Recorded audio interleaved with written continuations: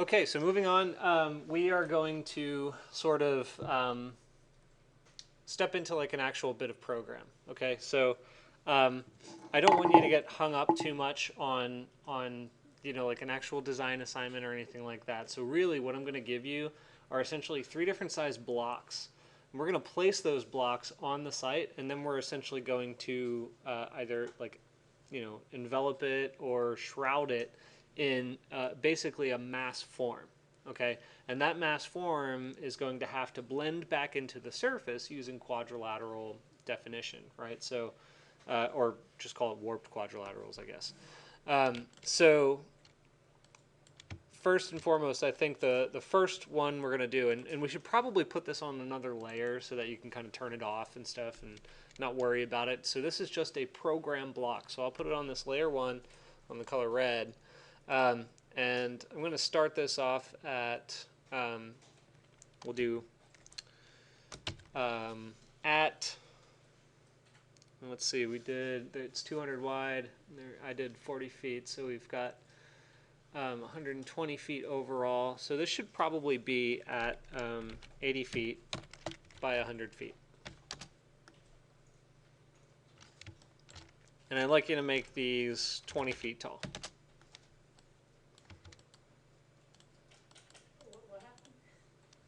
We made a block, program block, on another layer, 80 feet by 100 feet by 20 feet tall.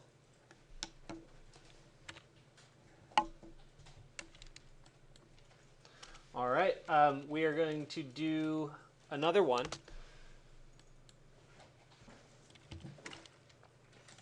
Did I say 3 program blocks? I think I did. So we'll do another one here, and this one's going to be 50 feet. Yeah, at 50 feet by 60 feet by 20 feet tall.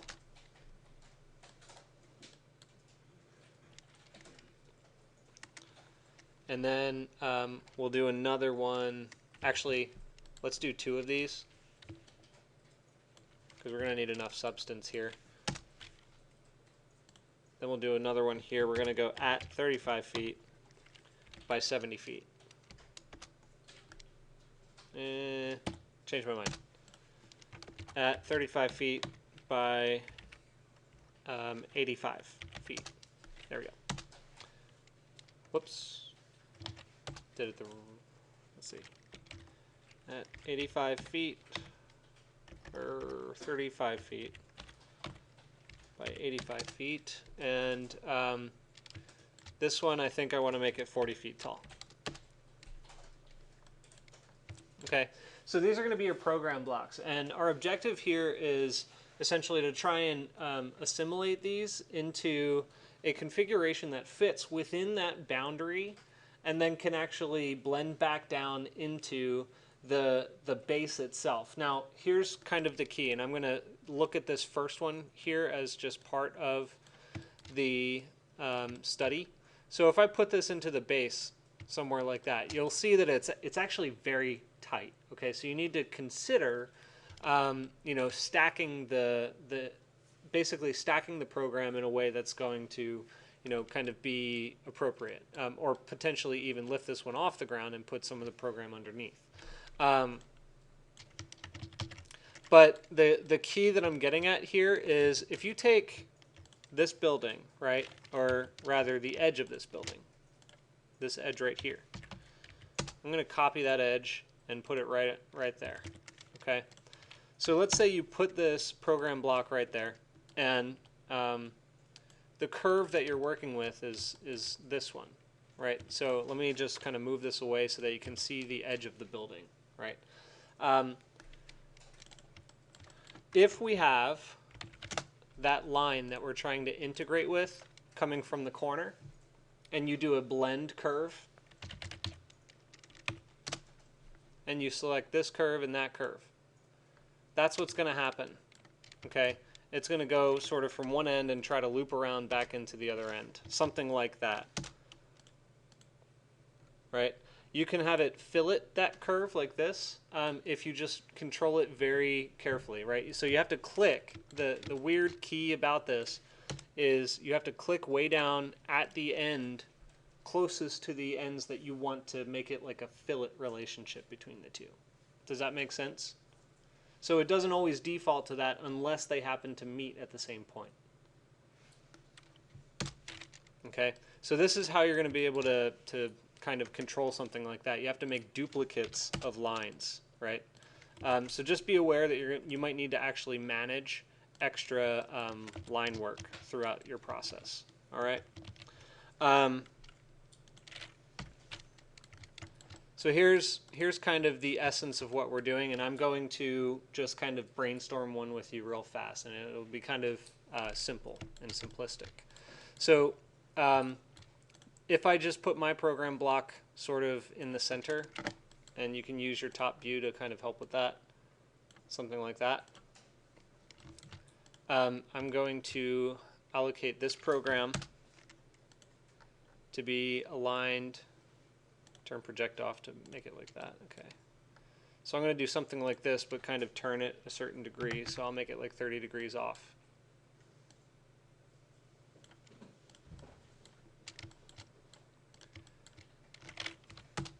And both of these, I think, are also going to have to turn,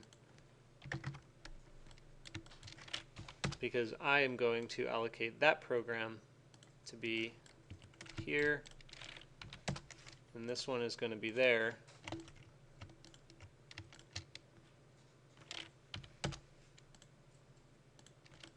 Like that.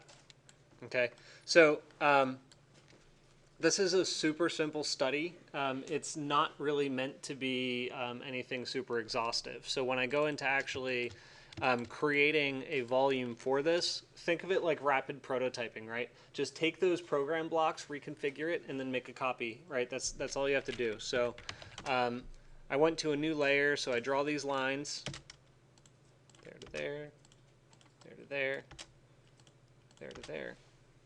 And then the key for me is I'm just going to start to pull rails around my volume to get it to relate to that line. So if I start a spline, I can go from this point to that point to this point to that point, right? That's one. Then I'm going to go from here to there to the underside there, and then here to there to the underside here, and then this one to that one to this and to that. Okay. Oh, you know, sorry, I did the wrong kind of curve. See how it kind of like bled down into it and it didn't actually stay on the top? That's because I did a spline instead of, or I did a control point curve instead of an interpolate curve. You probably want to use an interpolate curve here, because an interpolate, do you guys know the difference? No. Okay, thank you. So an interpolate curve, is this a dry erase? Yeah. A control point curve is like this, right? You have a point, and a point, and it's going to measure the relationship of those 3 points, and it will physically stretch a curve between it. So by stretching it, it essentially means that it takes that original line that went from here to here, and it just pulls it up to try and reach out like a rubber band to that point. Not quite exactly on that point. Now, a control point curve, or a interpolate curve, will actually draw the line through the 3 points. So if you need something to integrate with the edge of a building exactly, then you want to use the interpolate curve. So let me go back and redo that real fast. Sorry, this is kind of exhausting, but there to there to there to there, and then here, here, there, there. There you go. And see how it's kind of creating a little bit more extreme of a surface? There to there to there. Then here, there, there, and there. Okay. So as I turn my lines off, this is what I get, right? It's basically, you know, 4 lines that otherwise I wouldn't have been able to create. And I can just use these to basically integrate with the form itself. So that BlendCrv, that I was referring to, you can do that from here to there, and it's going to fillet them together. Do the same thing between all of them, and you're actually going to have to trim these ones out. So there to there. Sorry, I'm moving a little bit faster now because I want to be able to help you guys out with this a little more. So the unfortunate and weird part here that you're going to have to do is use trim and select all of these fillets, or blends I should say, and trim out that little excess piece. Oops.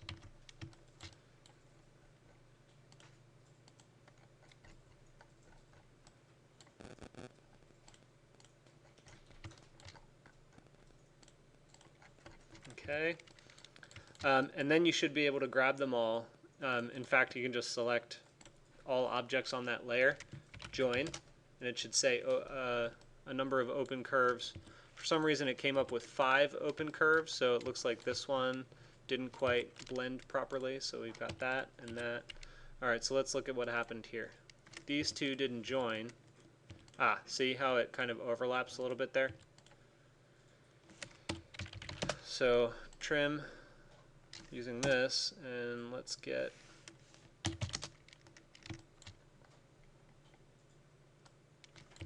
actually I'll just do it this way. I'm going to turn my control points on, or my edit points, and I'll move that to meet up with the end point there.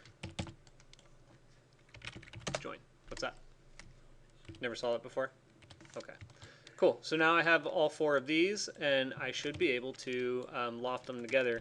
But I'm going to do it one by one. So I'll loft this one to that one. And it looks like that. Curve to curve.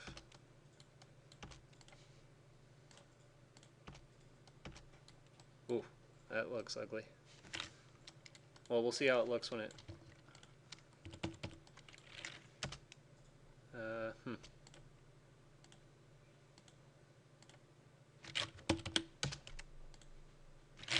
Did that not blend? Oh, it did. Okay. Loft. Yeah. Curve. Curve.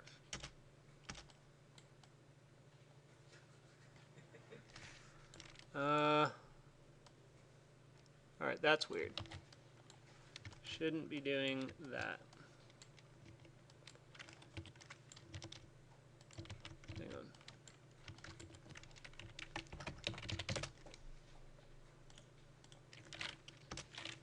Let's go. Oh, I have it on straight sections. That's why. Sorry. You want these to be on normal or smooth if you can. Rebuild. Rebuild sometimes helps if you have some really extreme curves. 5 control points. Nah. Let's leave it at 10.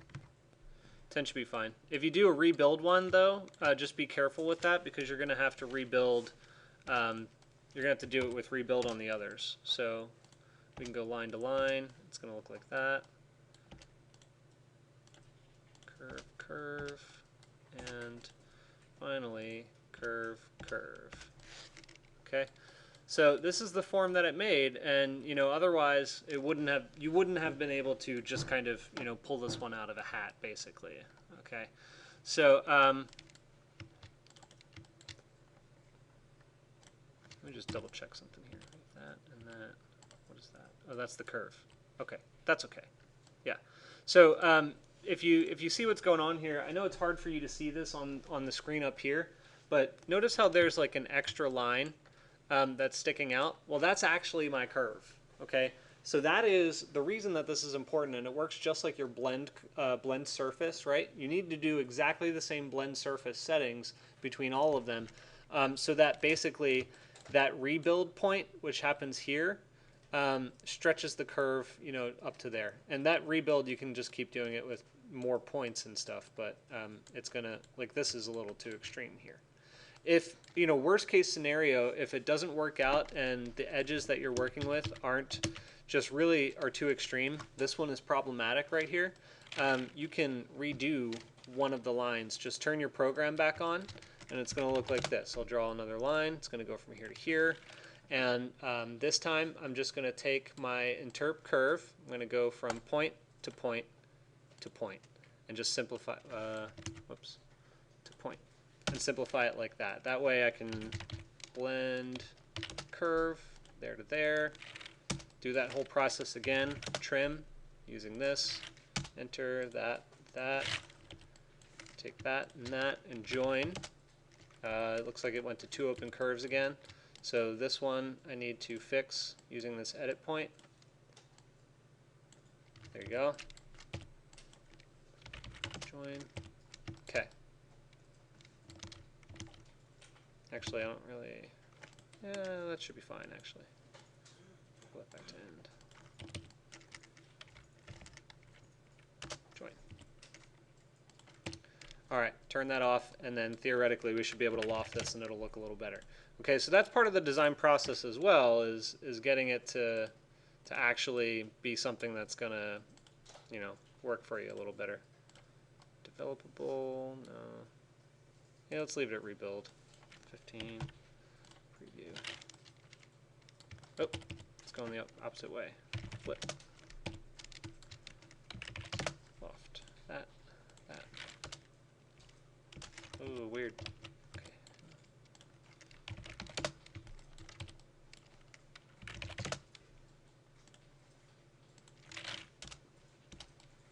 There we go. That's looking pretty smooth. So what questions do you have? The box shapes, does it matter? The shapes? The sizes? Oh, yes. Try to, I'm okay with it not being exactly what I did in terms of sizes for the boxes, but try to keep it within the same realm. We don't want to get too crazy with, you know, the basic principle here. The idea is that it's packed in with a little bit of program, and it's pretty tight, but it's not too tight. It's also not growing too tall. You know what I mean? Okay. So the sizes were, what did I do, 60 by 80, I think it was. We did a 60 by 80. We did a... Oh, yes, that's right, 80 by 100. Then we did a 50 by 60. And then we did, and they were both 20 feet tall. 35 by 85, and that one was 40 feet tall. And what was the dimensions of the base? This base? Yeah. This is 200 by 200, and I offset this one to be 40 feet in. The last one was 35 by 85 by 20? By 40. Yeah. So can we rearrange the programs?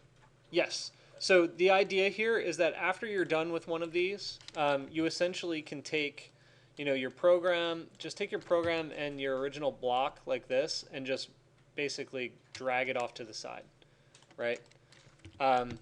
You're going to want to turn that off and then copy this back and then reconfigure it again, right? So you just pull this back in. I did hit Alt, didn't I? Alt. There you go. That way you have, you know, a record of the relationship of that program to this volume, and then you have the new one here, and you just keep rapid prototyping. Okay, so the assignment here is that we should have, we should have 3 different iterations. Okay, and I want you to study, you know, drastically different configurations. Don't just try to sweep this off like a wave. You know, like try to do different things with it. Try one that goes rather tall. Try one that might actually go 2 different directions, and try to get something that's going to give you a high degree of variability when it's reading in your portfolio. Okay. Any questions beyond that? I'll have more soon. Yeah. Okay. Great. So let's move forward with that, and I'll just be coming around to help you guys out with that as we proceed.